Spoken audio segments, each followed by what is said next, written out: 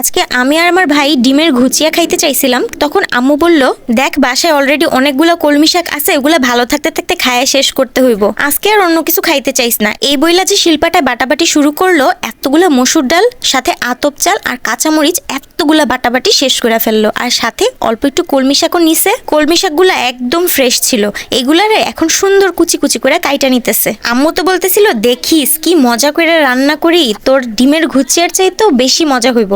তারপর আর কি শাক কুচির মধ্যে দিয়ে দিল পেঁয়াজ কুচি আর সেই চাল ডাল বাটা দিয়ে দিল। তারপর অল্প অল্প করে সব মশলা দিয়ে দিবে, রেগুলারলি যেই মশলাগুলো আমরা ইউজ করি আর কি, হলুদ গুঁড়া, মরিচ গুঁড়া, ধনিয়া গুঁড়া, আর সাথে একটু আদা রসুন বাটাও দিছে, স্বাদ মতো লবণও দিছে।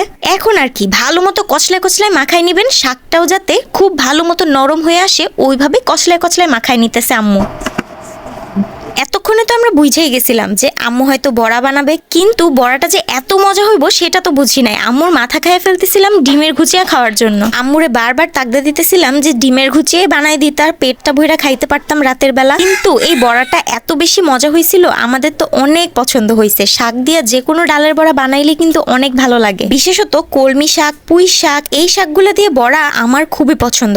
আপনারা কি এই ধরনের শাক দিয়ে বড়া খান, ডালের বড়া? আর তারপর বাকি যে কলমি শাকগুলো ছিল এগুলা দিয়ে ভাজি বানাবে, শাকের ভাজি। কিন্তু এই শাকটা অনেক ইউনিক একটা শাক, কারণ এটার মধ্যে কোনো রসুন ইউজ করা হবে না। আদা কুচি দিয়ে শাকের এই ভাজিটা কে কে খাইতে পছন্দ করেন বলেন তো? আমাদের বাসায় তো এই আদা কুচি দিয়ে কলমি শাক ভাজিটা সবাই খুব পছন্দ করে, মূলত ফেমাসই বলা চলে। ভিডিওতে তো দেখতেছেনই, প্রথমে অনেকগুলো আদা কুচি দিছে, তারপর পেঁয়াজ কুচি, সাথে অনেকগুলো মরিচও দিছে, শুকনা মরিচ, কাঁচা মরিচ দুইটাই। তারপর সব ভাজা ভাজা হয়ে আসলে আমাদের শাকগুলো কুচি কুচি করে ধুয়ে দিয়ে দিছে। মোট কথা একদিনে আমাদের সব কলমি শাক আম্মু রান্না করে শেষ করে ফেলছে, যাতে পরের দিন আর অবশিষ্ট না থাকে। একদিনেই আমরা সব ফ্রেশ ফ্রেশ কলমি শাক খাইয়ে ফেলছি, কারণ আম্মু চাচ্ছিলই না যে কলমি শাকটা আর বেশি দিন ফ্রিজে থাকুক আর নষ্ট হোক। তাই আর কি একদিনেই কলমি শাকের 2টা পদ রান্না করে ফেলছে, আর আমরা পেট ভরে খাইছি। এই শাকটা বিশ্বাস করেন এতটা ভালো লাগছে, সবসময় ভালো হয়, আর স্পেশালি ওই বড়াটার কারণে একদম জমে গেছে আমাদের খাবারটা। আজকে অনেক ভালো ছিল বড়াটা। ভাগ্যিস আম্মুর কথাই শুনছিলাম, আম্মু ডিমের ঘুচিয়া রান্না করতে চায় নাই, আর তারপর এই আইটেমগুলা খাওয়াইছে। আজকের খাবারটা তো বেশ এনজয় করলাম। যাই হোক, রান্নাবাড়ি শেষ,